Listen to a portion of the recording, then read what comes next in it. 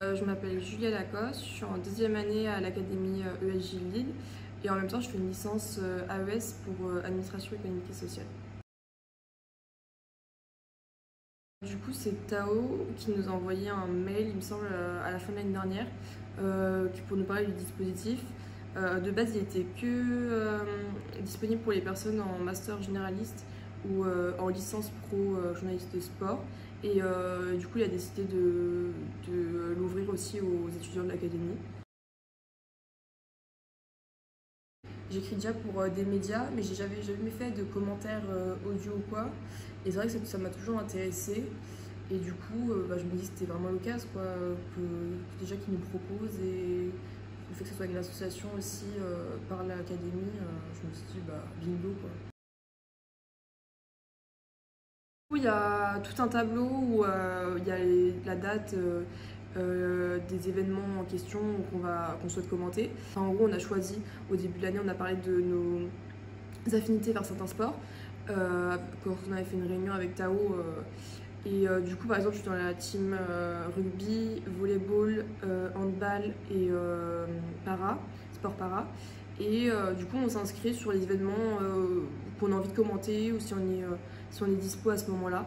Et après, Tao, il sélectionne les deux commentateurs qui feront le match. On a commencé cette année, dès septembre, je crois. Le premier match que j'ai commenté, c'était au mois d'octobre. Et là, ça va aller jusqu'à, je pense, avril-mai, facile. Quand on est deux personnes, du coup, il faut chacun un ordi, les deux casques, le boîtier auquel on doit brancher le casque et aussi à l'ordinateur. Donc sur un ordinateur, on regarde le match ou sauf si on a une télévision, on regarde sur la télé. Et sur l'autre, du coup, on lance le live Twitch. Et du coup, il y a toute une préparation en amont sur une application qui s'appelle OBS. Et après le match, normalement c'est Tao qui s'en occupe, mais là par exemple cette semaine, on s'est occupé de publier la vidéo sur YouTube avec son accord. Ouais, franchement, c'est pas un exercice évident, surtout qu'il faut vraiment être hyper concentré pendant toute la durée du match. Donc par exemple, le mi-temps au rugby, c'est 2 fois 40 minutes minimum. Faut avoir préparé aussi son sujet, faut connaître les compositions des joueurs, les détails un peu plus techniques, etc. En amont, les infos hors terrain. Et c'est vrai qu'il faut vraiment être... déjà, c'est un exercice intense de base, mais surtout le fait qu'on commande pour des personnes à déficience visuelle, on doit rentrer plus dans le détail et donner plus de précision, par exemple, sur l'action qui s'est déroulée ou alors où est-ce que ça s'est passé. Parce que, en fait, on coupe le terrain en 4 zones, A, B, C ou D, et on doit toujours rappeler en permanence où est-ce que se situe l'action.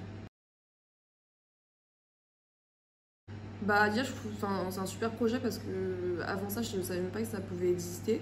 Et le fait que Tao nous le propose, déjà que j'étais curieuse à l'idée de commenter des matchs tout court, le fait que ce soit pour des personnes à déficience visuelle, je trouve que rien que pour l'accessibilité à tous, c'est un super projet.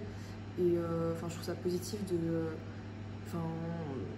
déjà, ça a l'air de bien marcher. Je pense que ça a l'air d'être sur la bonne voie et j'espère que ça va continuer comme ça, quoi.